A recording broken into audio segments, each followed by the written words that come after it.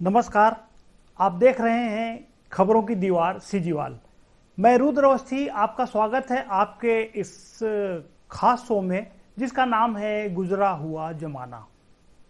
इस बार शो में बात करेंगे आम की। जी हाँ, आम फलों का राजा कहा जाता है। कौन होगा जिसे आम पसंद ना हो। आम का सीजन हर साल आता है, लोग इसका इंतज़ार करते हैं। कई किस्म के आम बाजार में आते हैं और अपनी मिठास का एहसास करा जाते हैं। इस बार आम का सीजन अब विदाई की ओर है। मार्केट से आम विदा तो हो जाएगा, लेकिन मिठास याद रह जाएगी और उस मिठास को याद कर हम फिर से आने वाले सीजन का इंतजार करेंगे। लेकिन आज हम बात करने वाले हैं आम की यादों से जुड़े एक ऐसे शख्स की जिसे आम के स्वाद की तरह कभी भुलाया नहीं जा सकता। डॉक्टर रामलाल कश्यप। जी हां, छत्तीसगढ़ के जाने माने कृषि वैज्ञानिक डॉक्टर रामलाल कश्यप का नाम सभी जानते हैं। वे रविशंकर विश्वविद्यालय रायपुर के कुलपति भी रहे और उसके पहले बिलासपुर के कोनी में बने अनुसंधान केंद्र, जहां आप आज कृषि विश्वविद्यालय है, वहां वे लंबे समय तक कृषि वैज्ञानिक के रूप में उन्होंने सेवाएं दी। उन्होंने छत्तीसगढ़ में कृषि के क्षेत्र में बहुत बड़ा योगदान दिया। आम से जुड़ी गुजरे जमाने की उनकी पुरानी यादों को हम इस शो में साझा कर रहे हैं। यह बात 1985-86 की होगी। उस समय मैं बिलासपुर के एक अखबार में नया रिपोर्टर था। जून महीने के आखिरी या जुलाई महीने के पहले हफ्ते की बात होगी। उस समय कोनी के कृषि अनुसंधान केंद्र में मुझे रिपोर्टिंग के लिए भेजा गया। वो दौर ऐसा था जब डॉक्टर रामलाल कश्यप कृषि अनुसंधान केंद्र में वैज्ञानिक थे। डॉक्टर कश्यप और दूसरे कृषि वैज्ञानिकों ने उस दिन खास तौर पर आम के बारे में जानकारी देने के लिए पत्रकारों को बुलाया था। उस समय के बिलासपुर के कई वरिष्ठ पत्रकार इस मौके पर पहुंचे थे। कृषि अनुसंधान केंद्र में मेरे लिए यह पहला अनुभव था। अनुसंधान केंद्र में डॉक्टर रामलाल कश्यप और कई वैज्ञानिकों ने आम की अलग अलग प्रजातियों के बारे में बताया। उन्होंने तमाम प्रजातियों की खासियत बताई और सभी ने आम का स्वाद भी चखा। इस तरह के आयोजन से एक साथ कई मकसद पूरे होते थे। एक तो मीडिया के लोगों को छत्तीसगढ़ में पैदा होने वाली आम की प्रजातियों के बारे में पूरी जानकारी मिल जाती, जिससे उनके जरिए यह जानकारी किसानों तक पहुंचती और वे प्रेरणा लेकर आम की पैदावार के लिए प्रोत्साहित होते। इधर अनुसंधान भी साथ साथ चलता रहता। मेहमानों को दिए जाने वाले आम का वजन पहले कर लिया जाता। उन्हें अलग अलग स्वाद का भी पता चलता और अलग अलग वैरायटी की खासियत भी समझ में आ जाती। साथ ही हर एक आम के छिलके गुठली का वजन किया जाता, जिससे गूदे का वजन निकल जाता। इस तरह आंकड़े इकट्ठे कर कृषि वैज्ञानिक अपना अनुसंधान करते थे। रिसर्च का उनका एक तरीका था।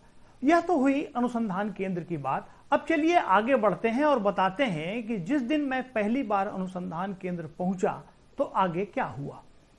अनुसंधान केंद्र में वहां की गतिविधियों के बारे में जानकारी देने के बाद सभी पत्रकारों को वहां के आम के बगीचे का भी भ्रमण कराया गया। दूसरे वैज्ञानिकों के साथ डॉक्टर रामलाल कश्यप जी ने घूम घूम कर हर एक वैरायटी के बारे में बताया। उस समय अनुसंधान केंद्र में 100 से अधिक वैरायटी के आम रहे होंगे। उनके बताने का अंदाज कुछ ऐसा था जो मुझे आज भी याद है। मुझे लगता है कि आम को पहचानने की जो समझ उस समय हुई थी, उसका फायदा आज भी मुझे मिलता है और आम को देखकर आज भी समझ में आ जाता है कि इसके अंदर मिठास कितनी होगी। बहरहाल उस दिन आमों की वैरायटी के बारे में बताते समय डॉक्टर रामलाल कश्यप ने आम के एक पेड़ की ओर इशारा करते हुए बताया था कि यह वैरायटी रानी रमन्ना है।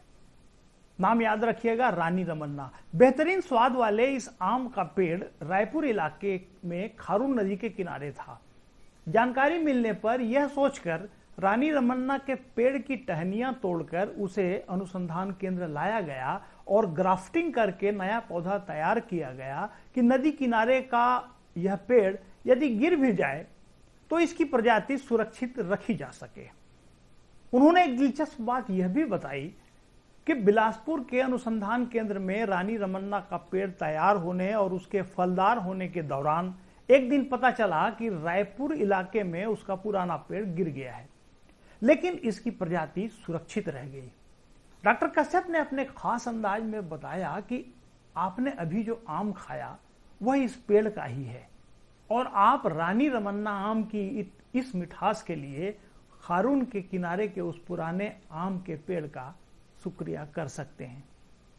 आम की तरह तरह की किस्में, उनके स्वाद, आम की पैदावार से होने वाले फायदे और छत्तीसगढ़ के इस इलाके में इसकी संभावनाओं से जुड़ी तमाम बातों के बीच डॉक्टर कश्यप की यह बात मेरे जहन में उतर गई।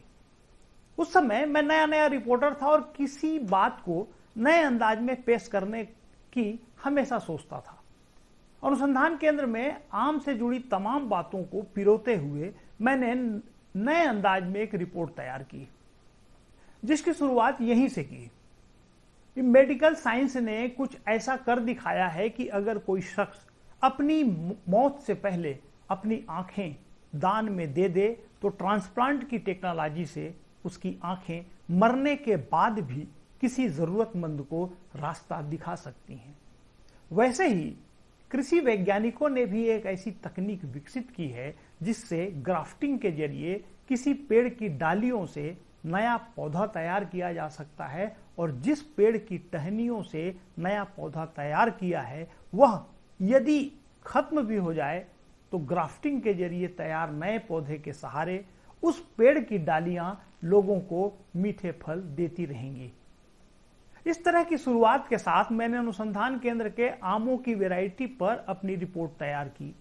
दूसरे दिन यह रिपोर्ट छपने के बाद डॉक्टर रामलाल कश्यप ने प्रेस में फोन कर मेरे बारे में पूछा और हमारे सहयोगियों ने बताया कि वे बात करना चाहते हैं। यह सुनकर पहले तो मैं डर गया कि कहीं मेरी रिपोर्ट में कोई गलती तो नहीं हो गई है। मैं नया नया था और डॉक्टर कश्यप से मेरी पहली मुलाकात थी।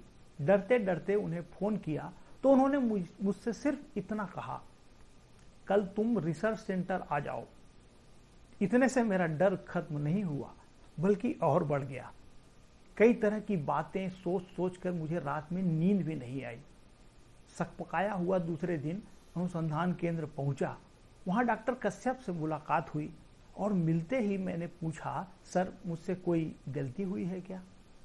जवाब में उन्होंने मेरी पीठ पर हाथ फेरा और बोले, शाबाश, तुम्हारी रिपोर्ट ने बहुत प्रभावित किया। इतने लोगों के बीच तुमने जिस समझ के साथ रिपोर्ट लिखी है वह अनोखी है। बोले, नए हो लेकिन समझते खूब हो। उन्होंने मुझसे यह बात भी कही थी कि लोग पत्रकारिता में आते हैं लेकिन फिर किसी दूसरे पेशे में चले जाते हैं। तुम इसे छोड़कर मत जाना, ऐसे ही लिखते रहना। यह बात शायद मुझे नहीं कहनी चाहिए क्योंकि इसमें मैं अपनी ही तारीफ कर रहा हूं, लेकिन जो बात उनसे हुई थी यह बताना भी है और किसी क्षेत्र में नए नए आए किसी नौजवान के प्रति एक वैज्ञानिक के नजरिए और हौसला अफजाई से भी रूबरू कराना है। आज भी सोचता हूं तो लगता है कि वह मैं नहीं होता, कोई और होता तो डॉक्टर कश्यप का ऐसा ही प्रेम उसे भी मिलता और आगे बढ़ते रहने की प्रेरणा भी मिलती। इसलिए अगर यह बात आत्म प्रशंसा या आत्ममुग्धता लगे तो क्षमा कीजिएगा। बहरहाल डॉक्टर कश्यप ने उस दिन मुझे और आम खिलाए और आगे बढ़ते रहने का आशीर्वाद दिया। इसके बाद उनसे कई बार मुलाकात होती रही और वे हमेशा प्रेरणा देते रहे। डॉक्टर सरकंडा के कृषि अनुसंधान केंद्र के बाद डॉक्टर रामलाल कश्यप जी को रायपुर के पंडित रविशंकर शुक्ल यूनिवर्सिटी का कुलपति बनाया गया। उस दौरान भी उनसे मुलाकात होती रही और रिटायरमेंट के बाद भी मैं उनसे मिलता रहा। वे छत्तीसगढ़ में खेती किसानी के इंसाइक्लोपीडिया थे।